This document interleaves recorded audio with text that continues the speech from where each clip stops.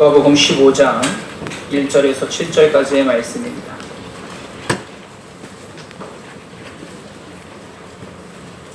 누가복음 15장 1절에서 7절 신약성경 121쪽에 있습니다. 이제 하나님의 말씀을 봉독하겠습니다. 이 말씀을 봉독할 때에 함께 살아계신 하나님의 음성을 들으실 수 있기를 바랍니다. 하나님의 말씀입니다. 모든 세리와 죄인들이 말씀을 들으러 가까이 나아오니 바리새인과 서기관들이 수군거려 이르되 이 사람이 죄인을 영접하고 음식을 같이 먹는다 하더라.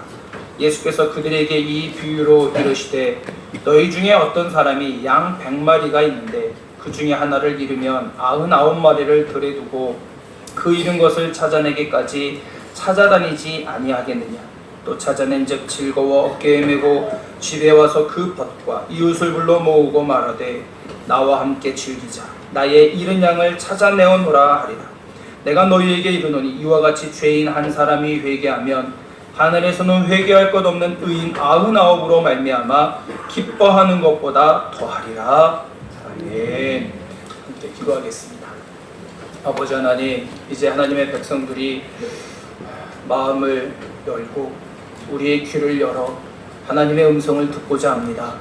성령 하나님 이 시간 함께하여 주시어서 진리의 영으로 말씀을 깨우쳐 주시고 그 말씀을 우리의 마음밭에 심겨 자라게 하시고 열매 맺게 하여 주옵소서. 부족한 종 아무 능력 없지만 성령 하나님 의지하여 말씀 전합니다. 마음과 생각과 입술을 주장하여 주시어서 주신 말씀 가운데 은혜 받는 귀한 시간 되게 하여 주옵소서. 예수님의 이름으로 기도하옵나이다. 아멘. 오늘 우리가 읽은 이 본문은 정말 많이 읽혀지고 또 알려지고 많은 설교를 들었던 본문이기도 합니다. 그래서 사실은 설교자들이 피하고 싶은 본문 중에 하나이기도 하죠. 그럼에도 불구하고 오늘 이 말씀을 선택한 것은 또 이 말씀은 오늘날 전 세계 교회에서 같이 쓰고 있는 본문들인데요. 이 말씀 속에서 분명히 하나님께서 우리에게 향하신 뜻이 있기 때문에 그렇습니다. 오늘 우리는 이 말씀을 대할 때에 우리의 선입견, 고정관념을 좀 내려놓으시고 주님께서 우리에게 말씀하시는 그 말씀 앞에 우리가 다시 한번 다짐하는 시간이 될 수 있기를 간절히 바랍니다.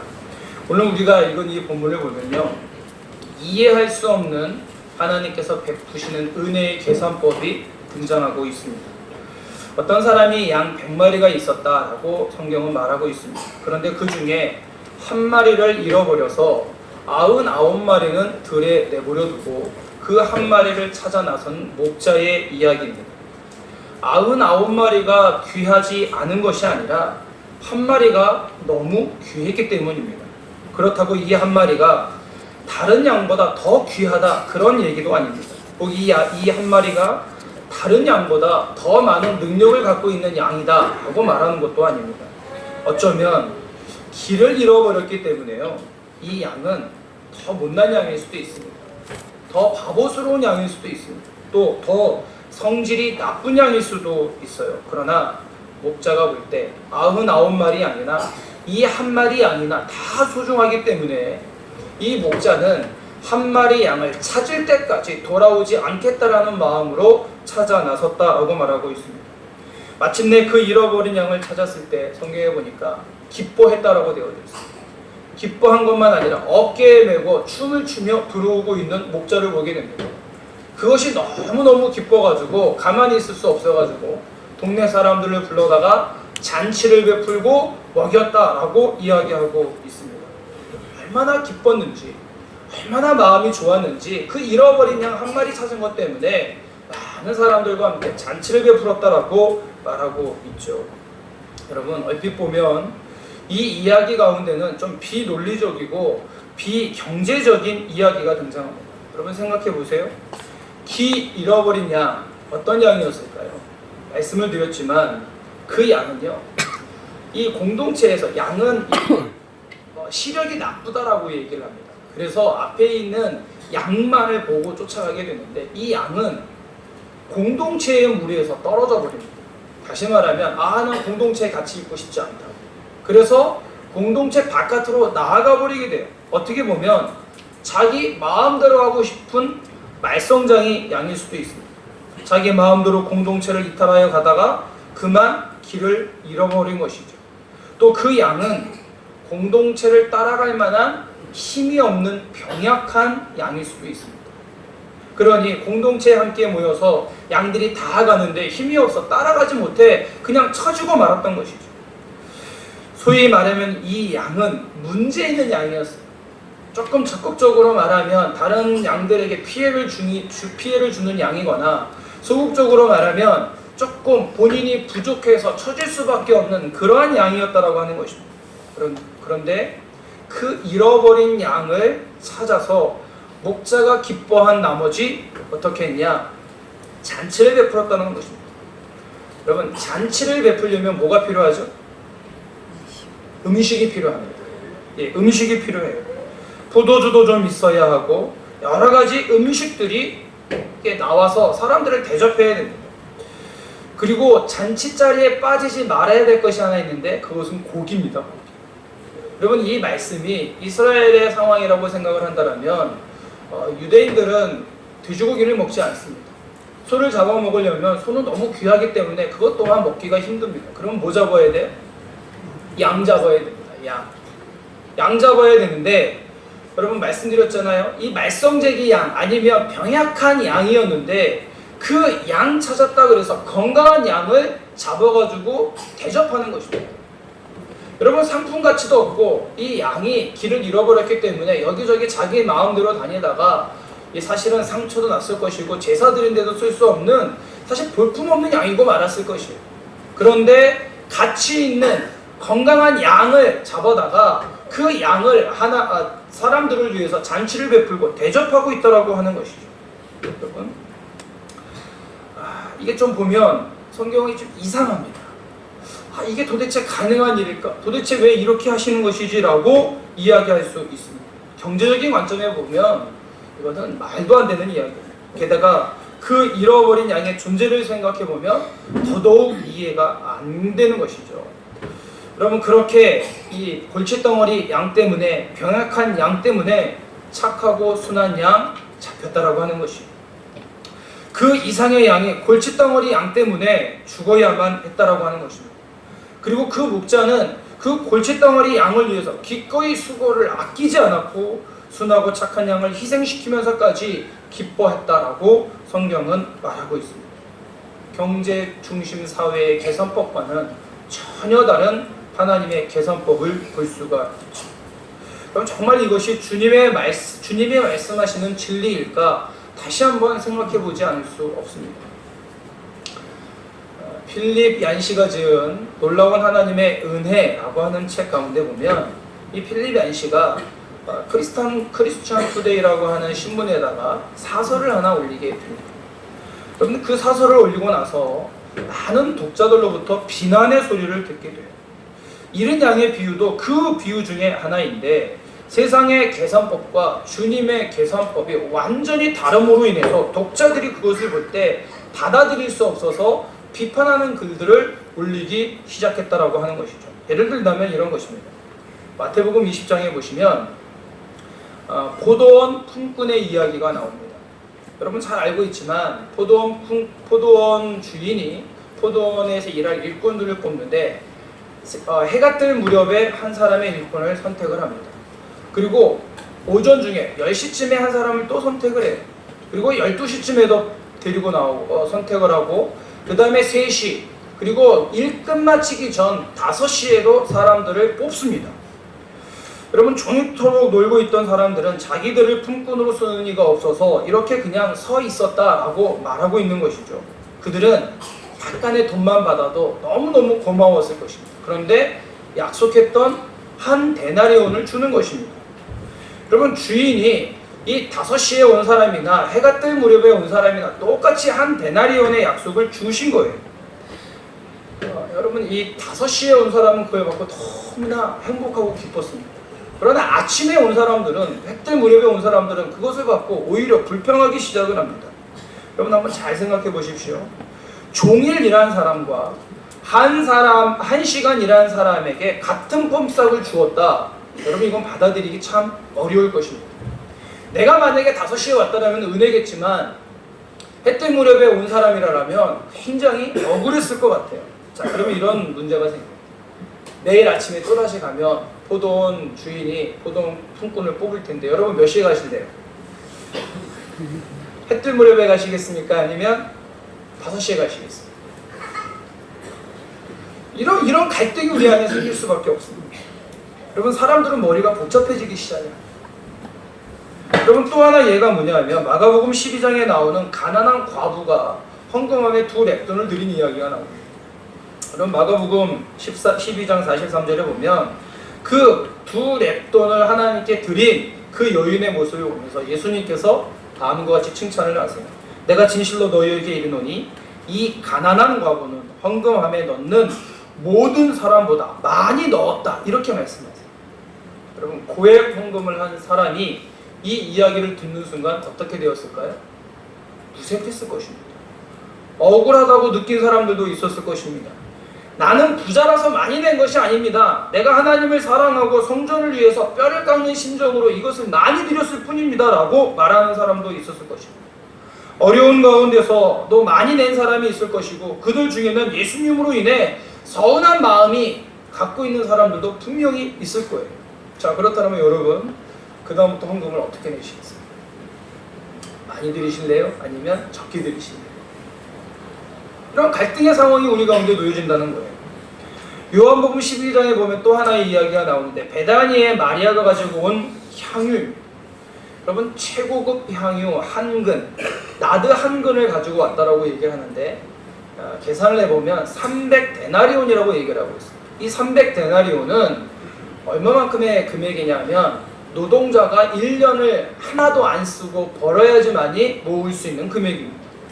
그 비싼 향유를 마리아가 예수님 앞에 이 목합을 깨뜨려서 송두리째 내어드립니다. 사실 그 나드 향유는요, 굉장히 향기가 좋았기 때문에 한 방울만 떨궈뜨려도 온 방을 다 이렇게 향기나게 만들 수 있다는 거예요. 여러분, 그럼에도 불구하고 주님을 사랑하는 마음으로 그 나도 조금 가져와서 예수님 발에 뿌리면 될 텐데 그걸 다 깨가지고 예수님 앞에 드리니까 가룟 유다가 뭐라고 얘기를 하냐면 왜 낭비하느냐, 왜 허비하느냐, 이렇게 얘기를 합니다. 그랬더니 예수님이 뭐라고 말씀하시냐면 요한복음 12장 7절 8절에 그를 가만두어라. 나의 장래할 날을 위하여 그것을 간직하게 하라. 가난한 자들은 항상 너희와 함께 있거니와 나는 항상 있지 아니하리라 하고 주님 오히려 이 여인을 칭찬하고 계신 거예요. 예수님께서는 복음서마다 우리가 조금 더 생각해보면 이거 어떻게 해야 되지? 뭘 해야 되는 거야? 라는 생각을 할 수밖에 없도록 우리에게 의혹을 불러일으킬 만한 문제들을 말씀해 놓고 있습니다. 사실 옛날이나 지금이나 경제 중심의 사회를 우리는 살아가고 있습니다. 특히 능력과 노력에 의해서 철저히 계산되어지고 평가되어지는 오늘날에 이 말씀은 우리에게 참 받아들이기 어렵다고 하는 것이죠. 그럼에도 불구하고 주님은 이 비유들을 통해서 말씀하시고자 하는 뜻이 하나 있습니다. 그것이 무엇이냐면 경제적으로 본다라면 이해하기 힘든 일이지만 주님께서 우리에게 가르치시고자 하는 것은 바로 은혜라고 하는 것입니다. 은혜는 품삯으로 계산할 수 있는 것이 아니다, 그렇게 말하는 것입니다. 너는 언제 왔는지, 얼마를 냈는지, 어느 정도를 사용했는지 이것을 계산하는 것은 은혜가 아닙니다. 은혜는 단순한 셈이 아니죠. 은혜는 내가 몇 등을 했느냐, 지금까지 문제를 일으킨 적이 몇 번이 있었느냐, 왜 길을 잃었느냐 따지는 것이 아니다라고 말하는 것입니다. 은혜란 노력의 대가로 얻는 것이 아니라 그저 주어지는 하나님의 선물이라는 거예요. 그 선물을 받는 데는 계산법이 필요 없다라고 하는 것이죠. 하나님께서 계획하신 일이 있다라면 그것을 무조건적으로 주시는 하나님의 은혜를 경험하는 것이 바로 이 하나님의 계산법이다, 은혜의 계산법이다 라고 말하고 있는 것입니다. 여러분, 오늘 목자가 잃어버린 양 한 마리를 찾아 나셨는데 오늘날 우리의 삶 속에서 길 잃어버린 수많은 사람들이 있다라고 하는 것을 우리는 알 수 있습니다. 여러분, 그 길 잃어버린 한 마리의 양이 우리의 가족일 수 있습니다. 우리의 친척일 수 있죠. 내 친구일 수도 있습니다.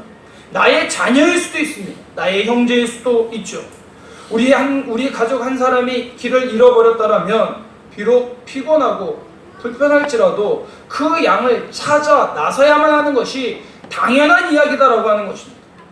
여러분, 이토록 이 땅에는 이 길 잃어버린 수많은 사람들이 있기 때문에 샘하여 그들을 대하는 것이 아니라 우리가 받은 하나님의 은혜로 말미암아 그들을 그대로 받아줄 수 있어야 된다라고 하는 것이죠. 더 나아가 길 잃어버린 수많은 사람들이 있는데 바로 이 땅에 살아가는 사람들입니다. 여러분, 지금으로부터 52년 전 오늘입니다. 한국군이 베트남에 처음 도착한 날이라고 하더라고요. 혹시 여러분 아셨습니까? 52년 전 오늘이랍니다. 오늘 9월 11일 우리 한국군들이 파병해가지고 처음으로 이 베트남 땅, 그 당시에 남베트남 사이공 항구에 발을 디뎠던 날이 오늘이라고 얘기를 합니다.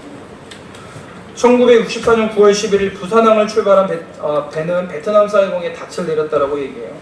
이 전쟁 동안 청년들의 희생으로 인해서 한강에 기적이 일어났다라고 얘기합니다. 그 원동력 중에 하나가 바로 이 베트남에 월남 파병하는 일이었습니다.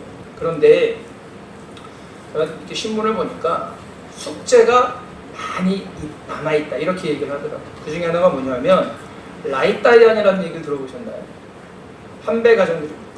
월남 전쟁 당시에 한국 아버지와 베트남 여성들이 아이를 낳는데 한국으로 돌아간 아버지가 돌아오지 않고 이 땅에 혼혈아로 살아가고 있는 라이따이안, 이 문제가 아직도 많이 남아있다.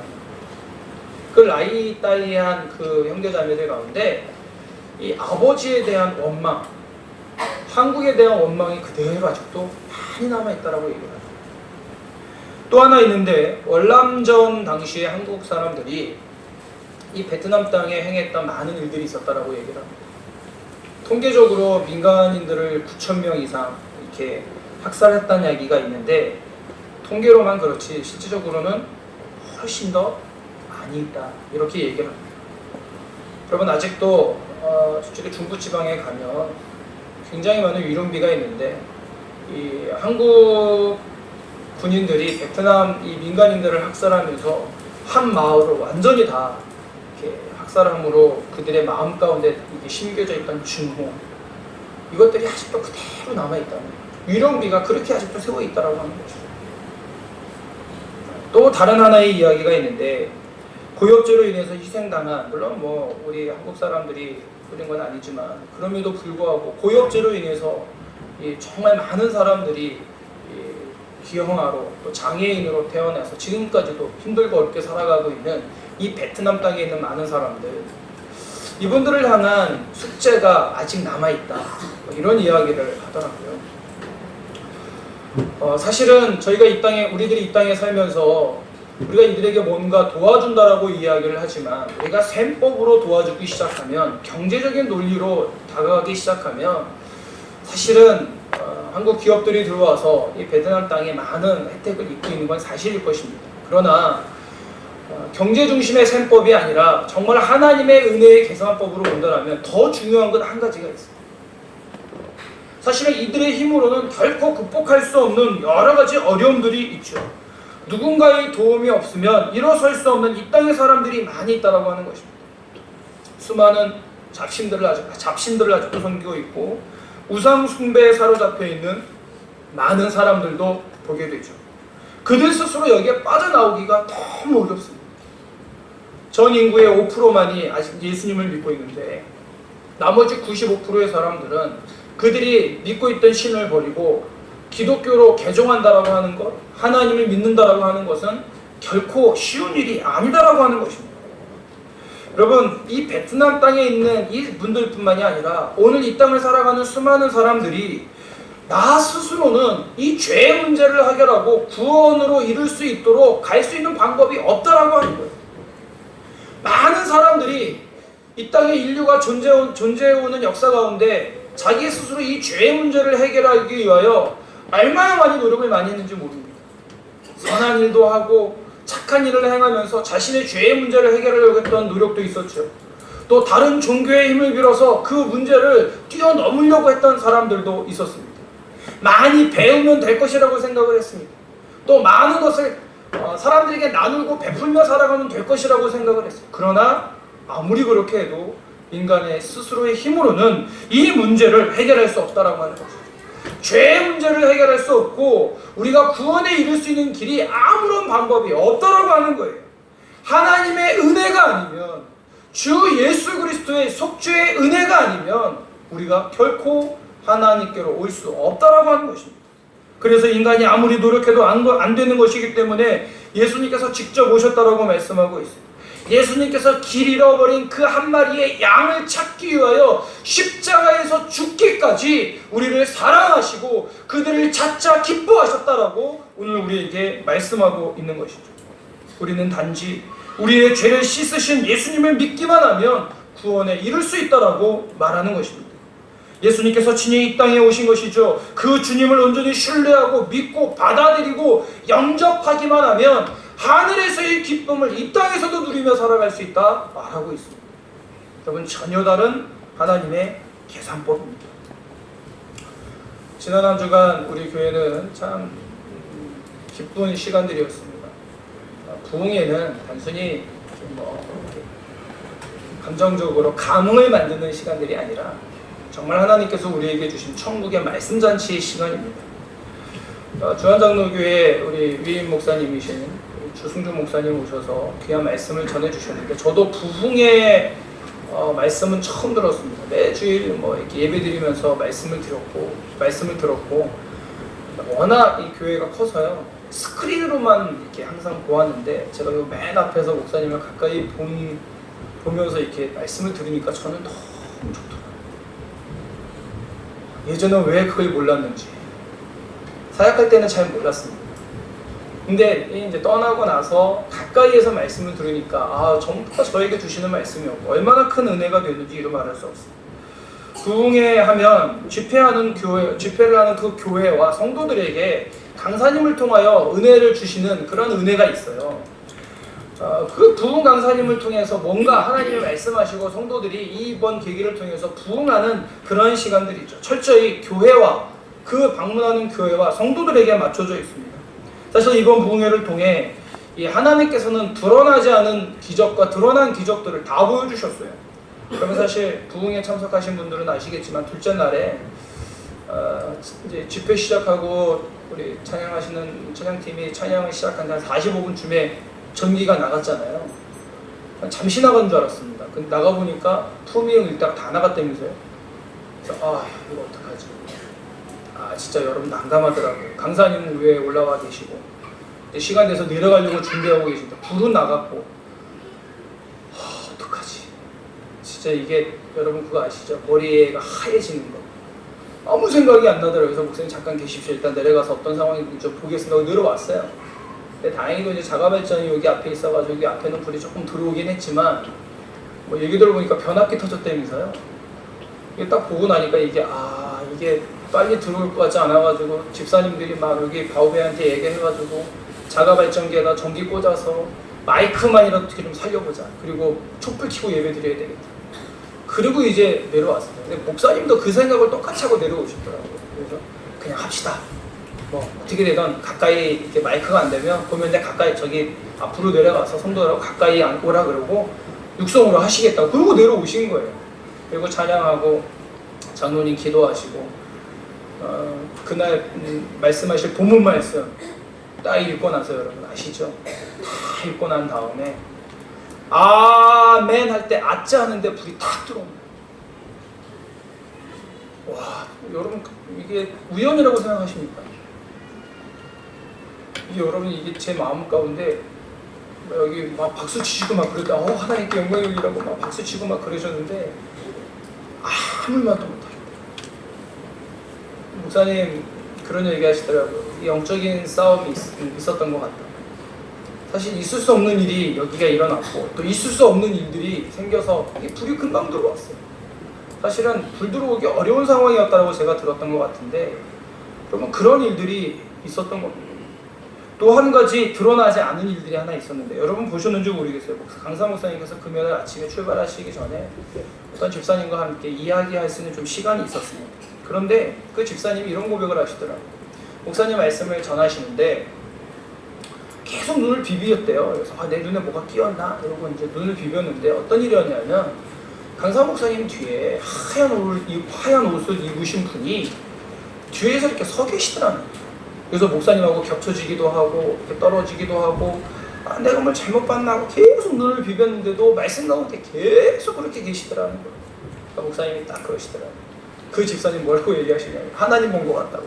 그 준 목사님 뭐라고 말씀하시냐면 성령님이 함께 하신 거예요. 성령님이 함께 하셔서 말씀의 사역 가운데 강력하게 역사하신 거다. 집사님에게 보여주신 것 같다. 이렇게 얘기를 하시더라고요. 여러분, 그러면서 그 집사님과 헤어졌고 목사님이 한국에 가셔서 그날 이제 한국 시간으로 8시에 도착하셔서 교회 가셔가지고 그 금요 철야를 또 10시에 인도하시고 그 금요 철야 때 여기에서 있었던 일을 그대로 또 말씀하셨어요. 그럼 저한테 토요일날 아침에 문자가 하나 왔습니다. 이렇게 목사님 보내셨더라고요. 이번 집회는 내게도 주님께서 새로운 힘과 능력을 주시는 시간이었어요.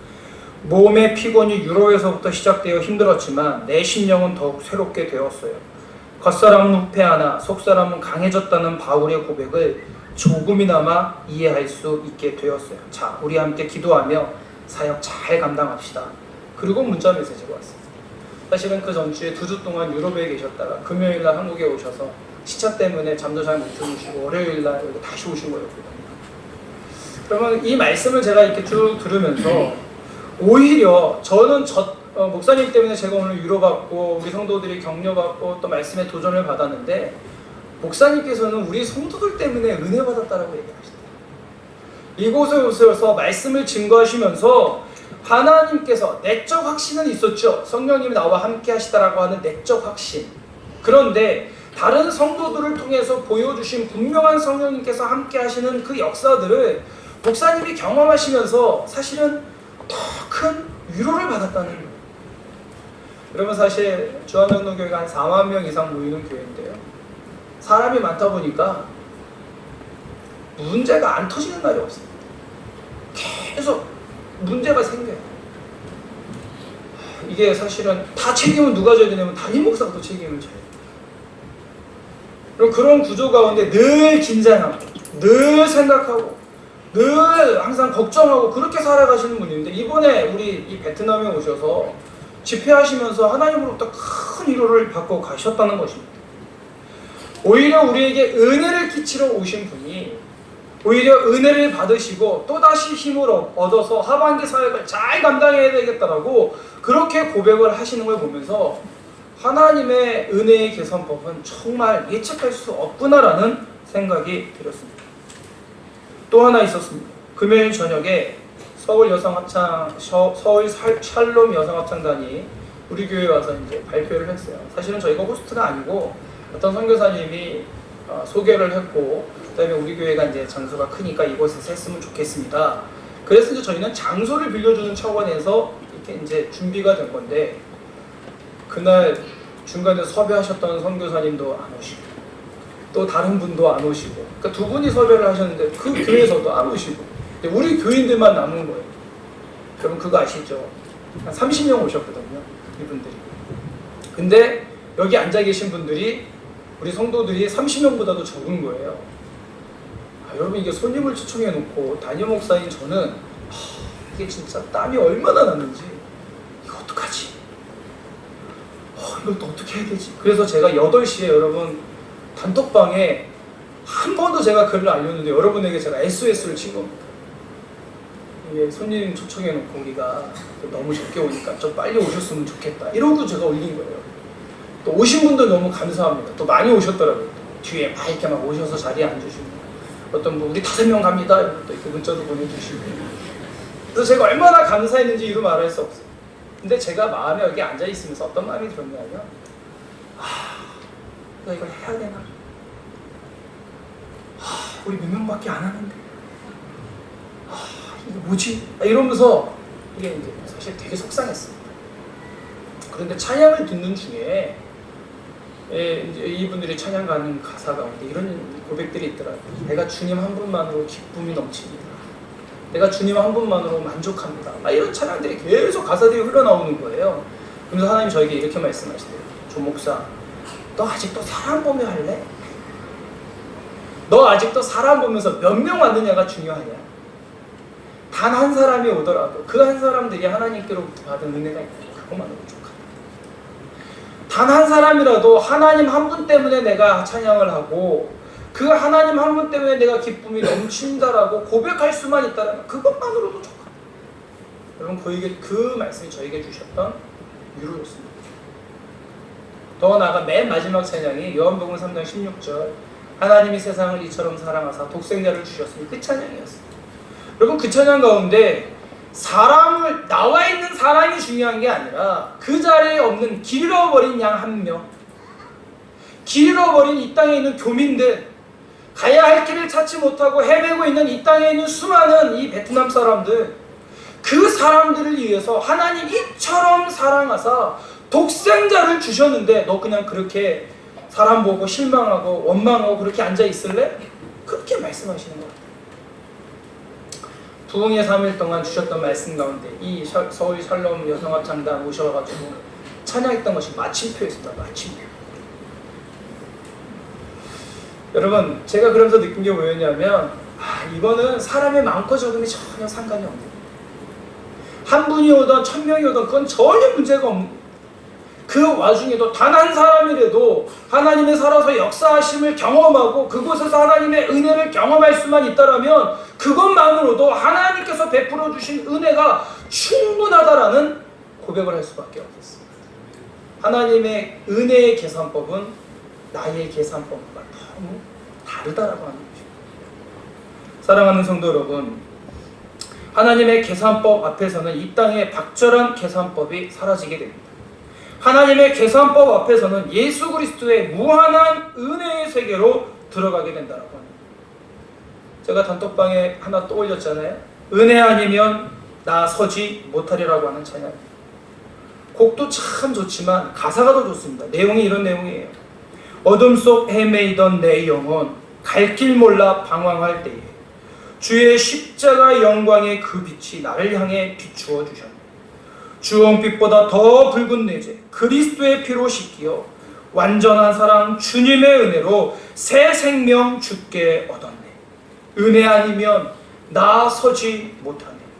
십자가의 그 사랑 능력 아니면 은혜 아니면 나 서지 못하네. 놀라운 사랑 그 은혜 아니면 나의 노력과 의지가 아닌 오직 주님의 그 뜻 안에서 의로운 자라 내게 말씀하셨네. 완전하신 그 은혜로 은혜 아니면 나 서지 못하네.